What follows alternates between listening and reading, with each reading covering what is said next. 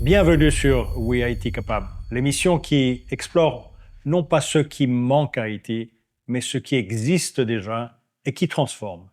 Partout dans le monde, on parle de la jeunesse haïtienne avec des mots comme vulnérable, désœuvré, en attente, comme si être jeune en Haïti signifiait automatiquement être paralysé.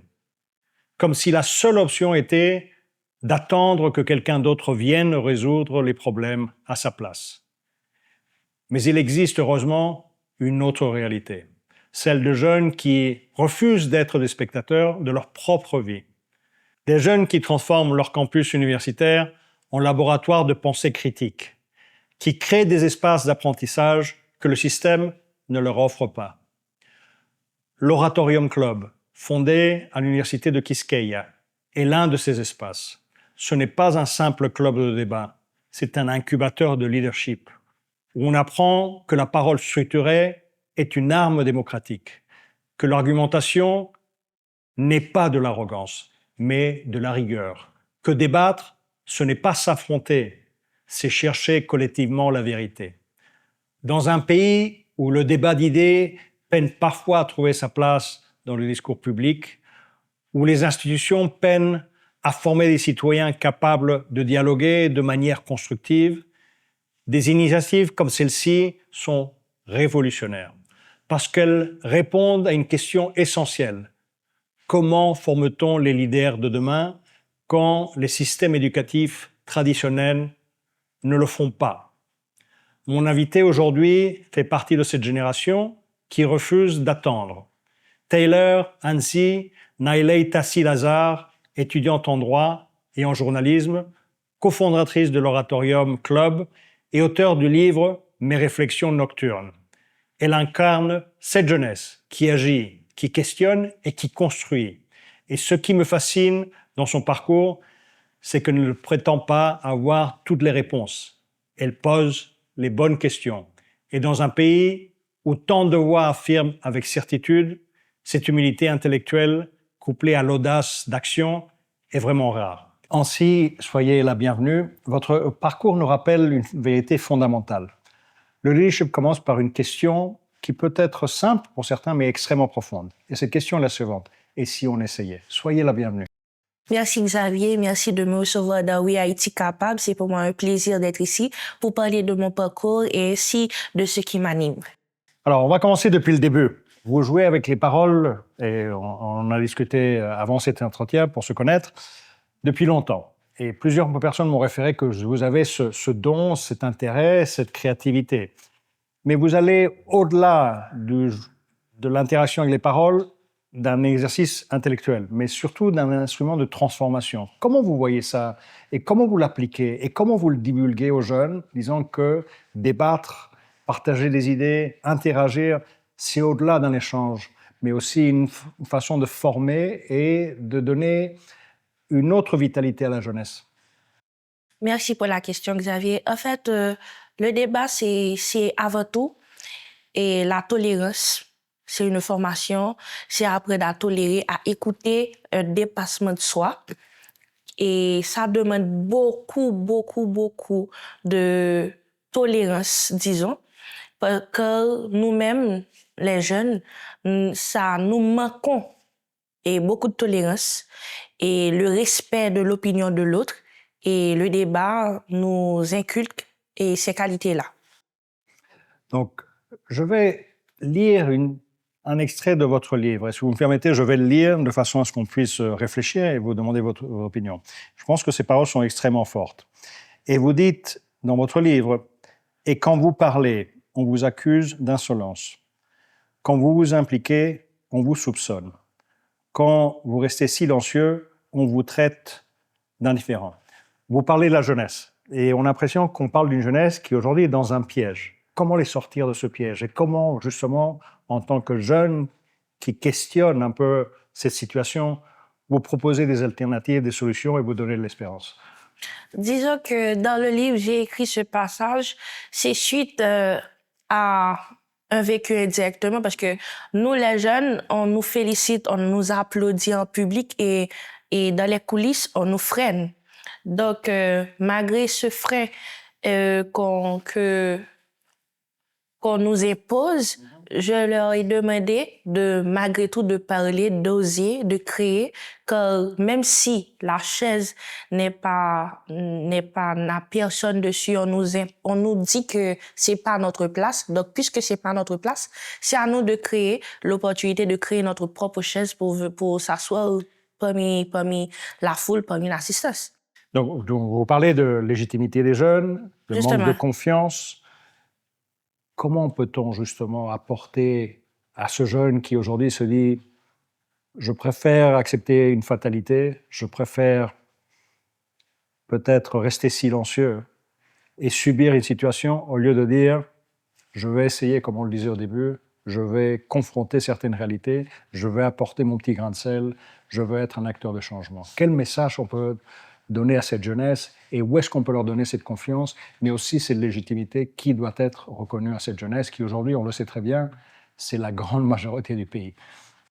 Disons que je fais partie d'une génération qui n'est plus dupe, qui parle, qui ose dire à haute voix ce que d'autres ne veulent pas dire, ne veulent pas dénoncer.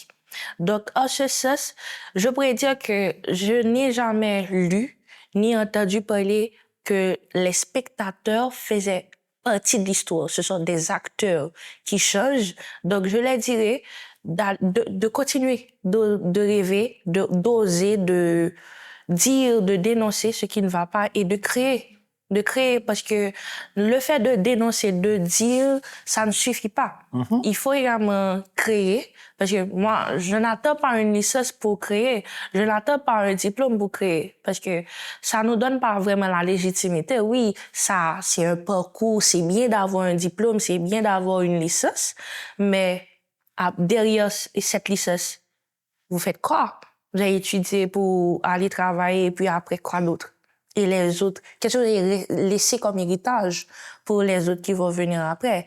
Donc, c'est à nous de créer, c'est à nous d'avancer, même si on nous freine, même si on nous écarte, on est fâché parce qu'on crée. Donnez-moi des exemples précis. Lorsqu'on dit c'est à nous de créer, on nous freine. Quelles sont certaines réalités qu'un jeune peut reconnaître, mettre en avant justement de ces freins? Quels sont les éléments, des épisodes du vécu que vous voyez comme jeune où vous dites « on ne me donne pas ma place, on me met de côté ». Où est-ce que vous le voyez dans votre quotidien? Merci pour la question, Xavier. Disons que l'avant-projet de la Constitution qui a été ratifié, à l'article 73, il a été dit que les jeunes à 21 ans d'âge, nous avons la possibilité de poser la candidature pour devenir député ou sénateur, mais à condition que nous ayons un immeuble comme actif. Et nous connaissons tous la réalité, la situation haïtienne. Demander à un jeune qui finit, disons, ses études classiques à 21 ans et vous demandez que ce jeune-là pourrait poser sa candidature pour un poste de député et vous dites que au moins ce jeune-là doit avoir un immeuble comme actif. Un autre exemple, à 21 ans d'âge, ce jeune-là, jeune universitaire, fraîchement diplômé, vient demander un job et vous dites 2 ans d'expérience ou 10 ans d'expérience. Donc ça, c'est l'un des freins qu'on met pour nous, les jeunes, la jeunesse haïtienne. Donc, il faut changer les mentalités, Justement. Il faut changer les comportements, et je pense que cela commence avec le système éducatif. Et sur cette thématique, vous avez parlé du débat comme une façon d'avant tout de s'écouter, pas simplement d'avoir la primauté avec des idées, avec une force intellectuelle, mais c'est un espace pour s'exprimer, d'écouter les autres, d'interagir. On sent que peut-être dans le système éducatif haïtien, le débat n'est pas utilisé comme un instrument justement de formation, de renforcement des capacités des jeunes, d'éducation et de citoyenneté dans toutes les écoles.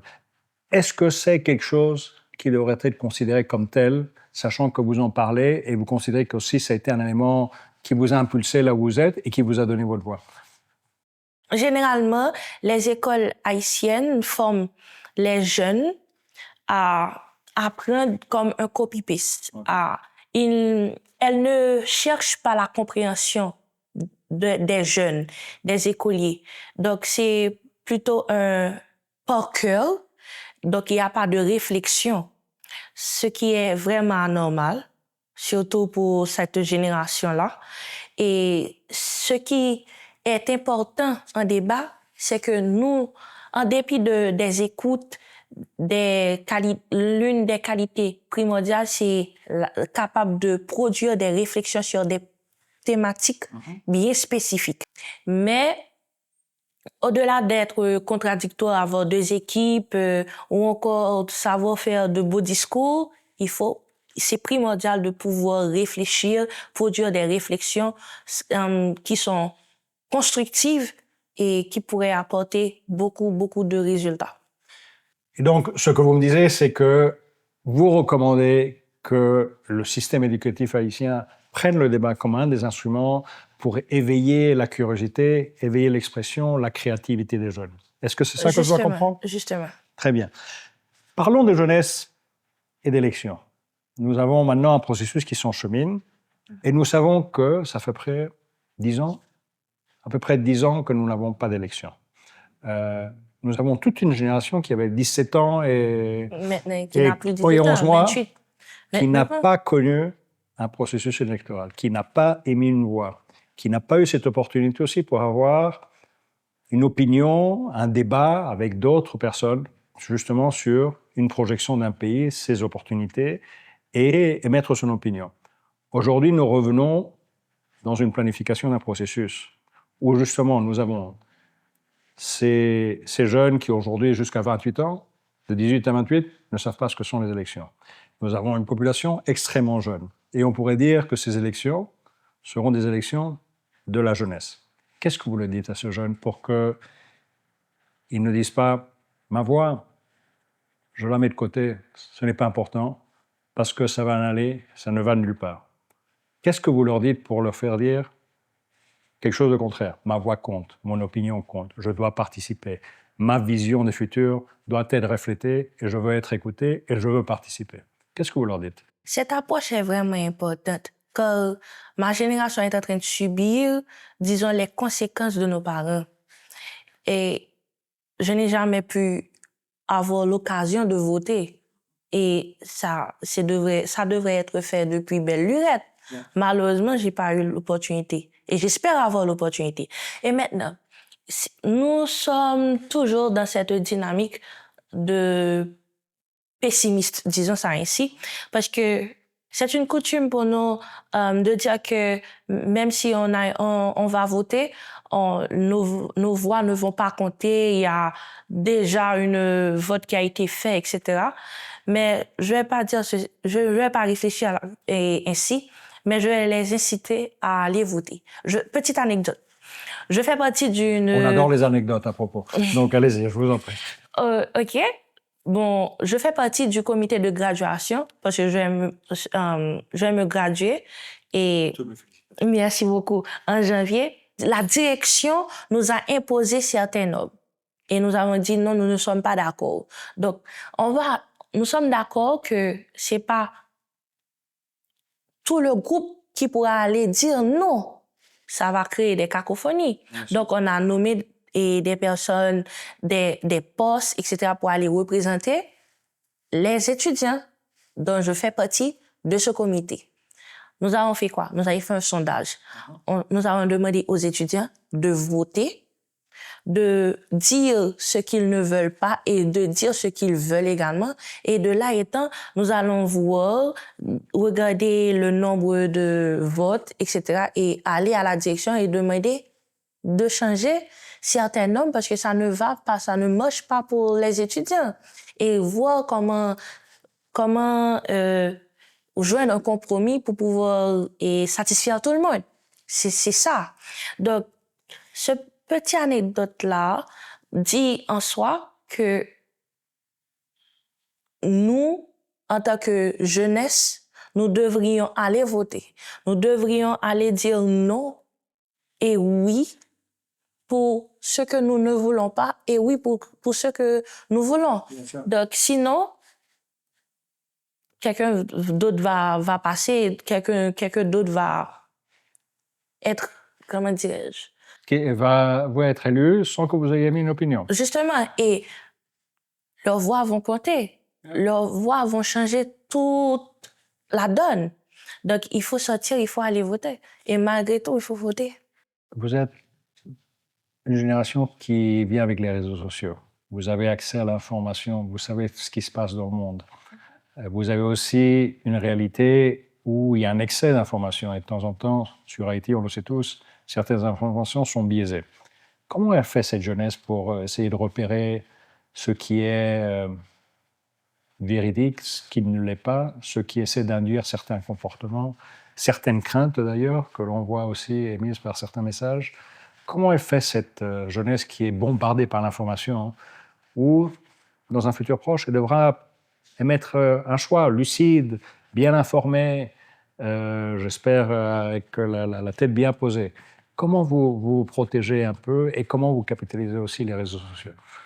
Disons que pour les informations, de mon côté, je fais un tri. Je ne m'abonne pas à n'importe quelle page et je n'écoute pas n'importe quelle station ou je ne regarde pas n'importe quelle télévision. Je donne la crédibilité aux plus anciens actuellement. Comme Ancien, qu'est-ce que ça veut dire? la presse, les presses anciennes, traditionnelles. Okay. Et pour les plateformes réseaux sociaux, il y a des plateformes, disons que les informations sont vraies, mais la façon dont ces plateformes-là donnent les informations, c'est vraiment choquant. Et pour éviter, pour garder notre santé mentale propre de manière comme si serait, j'évite ces genres de plateformes-là. Je me réfère plutôt aux traditionnels. Qu'est-ce que vous lui dites à un jeune qui se dit « Mon objectif, c'est sortir du pays et trouver une opportunité ». Qu'est-ce que vous lui dites pour qu'il reste ou pour qu'elle reste, sachant qu'il y a des multiples opportunités dans ce pays? Comment vous changez un peu son mode de voir les choses et ses projections dans le futur qui, en sortant du pays, c'est évident, ne sont pas très positives? Je ne le vois pas ainsi. Moi, si un jeune part et pour aller étudier, c'est OK. Mais il faut venir pour ce que vous avez appris de l'étranger et venir investir. Moi, je dis définitivement. Et mon futur n'est pas en Haïti. Mes opportunités sont ailleurs. Qu'est-ce que vous leur dites? Disons que, Xavier, j'ai eu pas mal d'amis qui ont dû laisser le pays. Et nous connaissons tous la situation. Mes amis-là, ils n'avaient pas d'autre option que de partir. Mais je ne vais pas encourager à ce que les jeunes partent. Il n'y a pas de bon moment. C'est à eux d'aller chercher les opportunités. Les opportunités ne vont pas venir vers eux. Ce qui est essentiel, c'est que c'est aux jeunes d'innover, c'est aux jeunes d'aller chercher les opportunités et d'y quoi. Vous êtes une jeune qui a innové avec la création du club de débat. L'Oratorium Club de débat de l'Université Quisqueya. Vous venez de publier un livre. Hein? Mes vous avez réflexions nocturnes. 25 ans. On ne dit jamais le nom des jeunes dames. Vous êtes très jeune. Donc, n'écoutez pas ce que je viens de dire. Vous êtes très jeune. Est-ce que vous pensez qu'il y a d'autres jeunes comme vous? Est-ce que vous donnez un exemple à d'autres? Vous êtes en train de faire des choses de votre propre volonté, sur la base de votre propre créativité, votre passion, parce que vous y croyez. Est-ce que c'est une question avant tout d'y croire, d'être convaincu et de se lancer? Et on revient au point. Leadership, c'est essayer. Est-ce que vous êtes en train d'essayer? Je suis en train d'essayer. Mais avant tout, je dois dire que c'est un petit peu piégeant également d'être un modèle.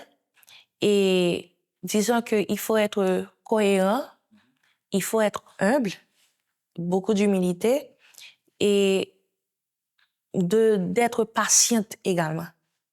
D'être patiente.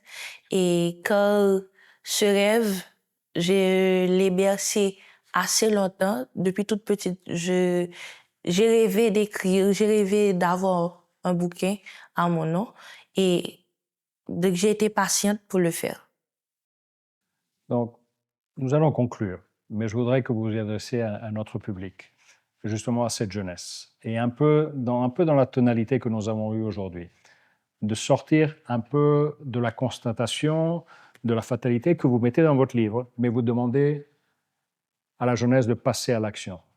Si vous deviez aujourd'hui passer quelques messages à cette jeunesse, à titre de conclusion, qu'est-ce que vous leur diriez, disant, il y a un chemin à faire ensemble, il y a des opportunités, Haïti est capable, et nous en sommes tous convaincus parce que nous sommes dans ce programme.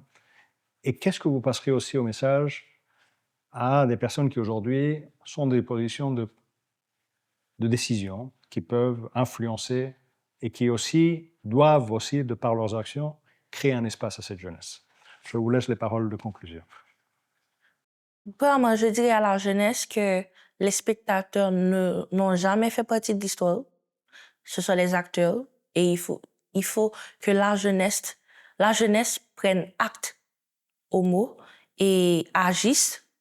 Et à ceux qui peuvent influencer, qui peuvent faire pencher la balance, de laisser la place à la jeunesse. Nous en avons besoin et je veux leur demander également d'y croire en cette jeunesse parce que nous sommes capables. Nous voulons, nous pouvons et s'ils nous laissent la place, nous allons créer s'ils nous laissent la place, ils vont voir de quoi la jeunesse haïtienne est capable. Et s'ils ne veulent pas laisser la place également, la jeunesse haïtienne, cette jeunesse-là qui est réveillée, va tout simplement fabriquer sa chaise. Bon, c'est ce que nous souhaitons pour Haïti, un pays qui puisse se développer, où la jeunesse puisse se retrouver dans ses attentes, dans ses rêves, dans son exposition sociale, économique et politique. Et vous en êtes l'expression. Donc, je vous remercie encore de cette opportunité. Les voix de la jeunesse, pour nous, dans ce programme, sont fondamentales. Et je pense que de vous avoir aujourd'hui, c'est un acte de lucidité, de transparence vis-à-vis de la jeunesse. Vous avez votre place comme représentante de la jeunesse, et nous en avons invité d'autres. Et je peux vous rassurer qu'on va donner, à travers Haïti Capable, plus de voix à la jeunesse. Donc, encore merci d'être là, et je vous dis à très bientôt, peut-être. Merci, Xavier, de m'avoir reçu, et ça a été un plaisir pour moi. Merci, Ancy, un grand plaisir. Merci. Au revoir. Ancy, avant de terminer, laissez-moi vous dire quelque chose. Votre livre « Mes réflexions nocturnes » explore les questionnements d'une génération qui grandit entre espoir et réalité difficile. Et c'est exactement ce que vous incarnez. La capacité de questionner tout en agissant, d'être jeune leader tout en restant humble, d'inspirer tout en continuant à apprendre. Ce que vous avez construit avec l'Oratorium Club dépasse largement un simple club universitaire. C'est une réponse concrète à un vide institutionnel. Comment forme-t-on des citoyens capables de débattre sans s'insulter? Comment développons la pensée critique dans une société où on privilège de temps en temps l'obéissance? Votre réponse est simple mais puissante. On crée l'espace, on invite les gens, on structure le débat, on encourage la parole. Et il y a quelque chose de profondément démocratique dans ce que vous faites. Parce que la démocratie, ce n'est pas seulement une question d'institution ou d'élection. C'est être capable de formuler une pensée, de la défendre avec des arguments, d'écouter des perspectives différentes et de changer d'avis quand la raison l'impose. Permettez-moi de poser une question à ceux et celles qui nous regardent aujourd'hui. Combien d'entre vous ont eu l'opportunité d'apprendre à débattre à l'école, à structurer une argumentation, à parler en public avec assurance, à défendre une idée avec élégance et rigueur? Et pourtant, ce sont précisément ces compétences qui font les négociateurs, les avocats, les leaders communautaires, les citoyens qui tiennent tête aux injustices. Ce que des jeunes comme Ancy nous rappellent, c'est que la jeunesse haïtienne n'est pas un problème à résoudre. C'est une force à canaliser, une énergie à libérer, une créativité à célébrer. Oui, Haïti capable. Et cette capacité se révèle quand on donne la parole à ceux qui ont quelque chose à dire, peu importe leur âge. Merci Ancy, continuez. Le pays a besoin de voix comme la vôtre. Rendez-vous au prochain épisode pour continuer à explorer les solutions et les talents qui transforment déjà Haïti. Merci de votre fidélité et surtout, à très bientôt.